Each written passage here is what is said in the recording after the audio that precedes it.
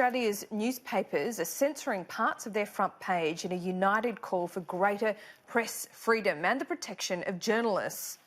The Your Right to Know campaign is being accompanied by radio and television advertising across the country, asking the public to question increasing restrictions on the press.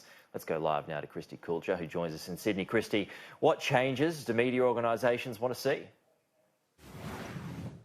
Well, this morning we've seen newspaper front pages printed with many of their words blanked out as part of the Your Right to Know campaign. It's the first time all media organisations in Australia have united to make a change, and it's running across print, television, radio and digital media platforms. The campaign is calling for a number of changes to legislation. They want to see the right to contest the application for warrants for journalists and media organisations, exemptions for journalists from laws that could see them sent to jail just for doing their job, and adequate protection for public sector whistleblowers. Since 2001, there's been 75 pieces of legislation which have restricted journalists to be able to do their job. And that you've got to, in a democracy, it's a responsibility of the government to be open to the public. And the public don't feel they're getting that same openness back from government.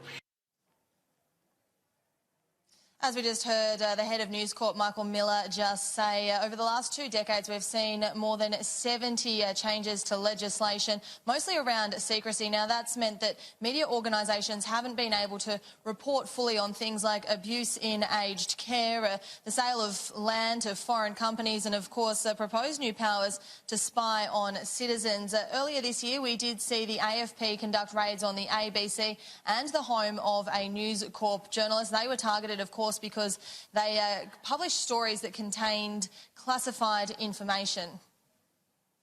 Nobody here is saying that anyone should be above the law. The question is, does the law serve the public interest? Right. And if government operates on the basis of a culture which is keep things secret because we don't want it being discussed, then I think we as people, we as taxpayers, we as effectively owners of the government, lose out because we don't have the information on which to make informed decisions. Interestingly, research shows that around 87% of Australians want a free democracy where the media can publish the truth. But at the moment, only around 37% of people believe that is actually happening now. Christy, thank you. Nationals MP Barnaby Joyce has lashed out at the Press Freedom campaign following past revelations about his private life. Recent raids on journalists will dominate Senate estimates this morning, with the Australian Federal Police set to face questions about the progress of these investigations. Let's go live now to political reporter Eliza Edwards in Canberra. Eliza, a mixed response when it comes to the Press Freedom campaign, and Barnaby Joyce, I reckon he had this one ready. That's right, Laura. The former Nationals leader are really unhappy with this press freedom campaign after his own personal life hit the headlines in 2017 following those revelations that he was expecting a baby with his former staffer. He says that while free press is a crucial part of a functioning democracy, that journalists must use that freedom responsibly, and that this press freedom campaign works both ways.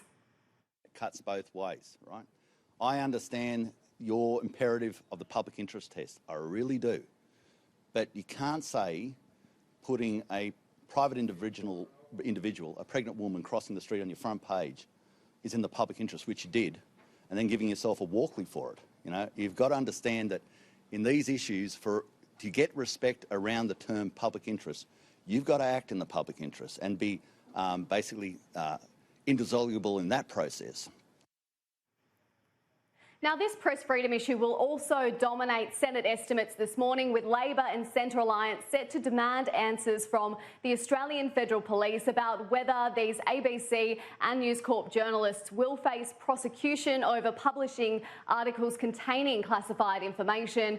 I spoke to Anthony Albanese last night, who said that these issues are particularly pressing given the amount of time that's lapsed since these raids took place. The fact is that journalism is not a crime. Those three journalists were doing their job, letting the Australian public know what they have a right to know, and therefore it's entirely inappropriate that there be charges against journalists for doing their job.